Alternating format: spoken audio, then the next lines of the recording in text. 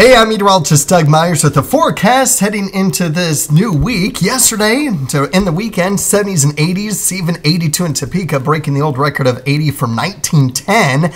A little bit cooler today as we are monitoring a cold front pushing through the area. Still above average for this time of year, even for those that are closer to 60 degrees, low to mid 70s along and south of the turnpike. Very low chance we could get some rain for today as that frontal boundary does push through. We're actually monitoring two fronts, a stationary boundary for this morning, and then eventually it does push through as a cold front as well. So we are monitoring that front that could spark off a brief shower thunderstorm. I think a lot of it does stay out to our east, but it is certainly something that we'll be watching for. I don't expect severe weather, but we always have to be prepared for it, and that's what we're going to be doing this week with Severe Weather Awareness Week. We're talking preparedness today, and you can see the topics for the week ahead, and so that is going to be something to be mindful of as I will continue to keep you prepared.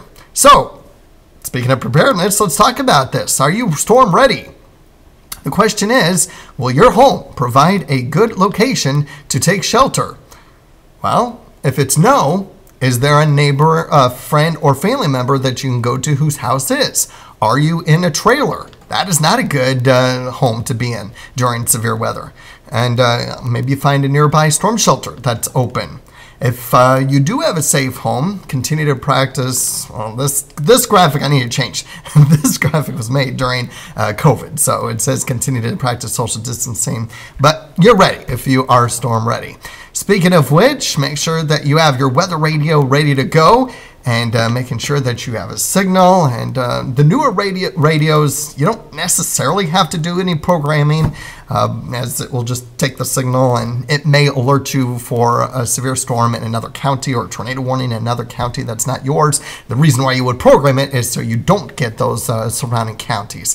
Now, there are a lot of people that when they come to program weather radios, when we go out and do weather programming, they want surrounding counties. I don't necessarily agree with that. Now, you certainly can, but here's why I want you to maybe rethink that. Is because if it's going off more often than not, you're going to ignore it. You're going to turn it off. We don't want that to happen. Storms can always intensify or diminish as it pushes through the area. So what happens if there's a severe storm to the west of you? Okay, well, yeah, you can pay attention to it, but it doesn't necessarily mean it's going to be severe weather when it moves into your county, and vice versa. So just bottom line is, if there is storms and you want to keep an eye on it, just keep an eye on it. Don't necessarily have it programmed in your weather radio to have it go off more often than it needs to. Have your weather app ready to go as well. So keep that location to follow me so it can follow you even around the entire country. That can also help. And you can customize it as well. Of course, watch us on WIBW TV and make sure that you are ready to go if the power is out. Do you have a safety kit with you? You don't necessarily need to have it year-round, but have it if there is a risk of severe weather, and make sure that it's down there in your storm shelter. Of course, the WIBW weather app will be useful anytime, even when there isn't active weather. I always put out the weather forecast discussion alert at 7 a.m. when I'm working, which is most of the time. But at 7 a.m., you will get that alert. So if you don't have any time to watch the newscast, if you don't have any time to, you obviously look at your weather. Obviously, you're going to look at your weather on your phone. Why not look at the WIBW weather app and the alert that I send out every day at 7 a.m., at least during the week when I'm here, that you have the idea of what is going to happen. There's also the Storm Prediction Center, and there are different levels of severe weather indices, if you will, indexes. And you can see the differences. Now, we tend to be generally in the marginal level 1 or in a slight level 2. It is less often that we're in the level 3 to level 5 range, but it's always possible, and we always want to be prepared as well. Even in the level 1, something can happen.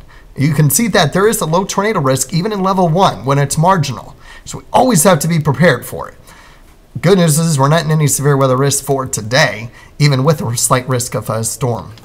Now, speaking of which, Here's another opportunity to prepare for severe weather. Our Storm Spotter training classes, or at least the National Weather Service Storm Spotter training classes, it's in Topeka this evening at the Washburn Memorial Union. I will be out there. If you have a weather radio you want to bring out there, bring it out. I will program it for you before the talk starts at 7 o'clock. I'll try and be there around 6 o'clock, so a good hour. If you want to come by and make sure that you have your weather radio program ready to go beforehand, I'll be out there and just hanging around. So come out and say hi and learn all about severe weather.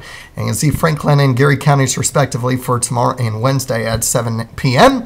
And you can find a complete list on that link at WIBW.com at the bottom of my forecast discussion page. So what can we expect for the next 8 days? Well, even with our chance of showers and even some thunderstorms towards the end of the week right now, I don't expect severe weather, but that can always change. So be aware of that.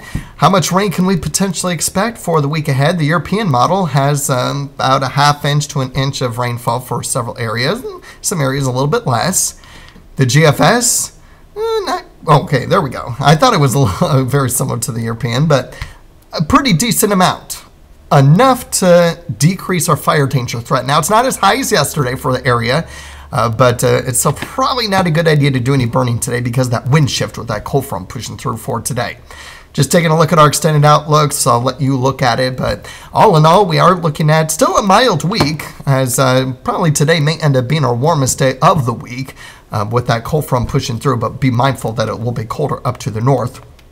Generally in the low 60s Tuesday, Wednesday, and Thursday, down to 50 on Friday. Right now I'm keeping it all rain with the precipitation towards the end of the week, but there is a very low probability that if it gets cold enough, we might get a little bit of snow mixing in at times. Right now, obviously too far out for accumulation predictions, but it is certainly something to monitor. And then we'll be warming through the weekend, and we'll be, of course, changing our clocks this weekend with daylight saving time beginning Saturday night into Sunday morning.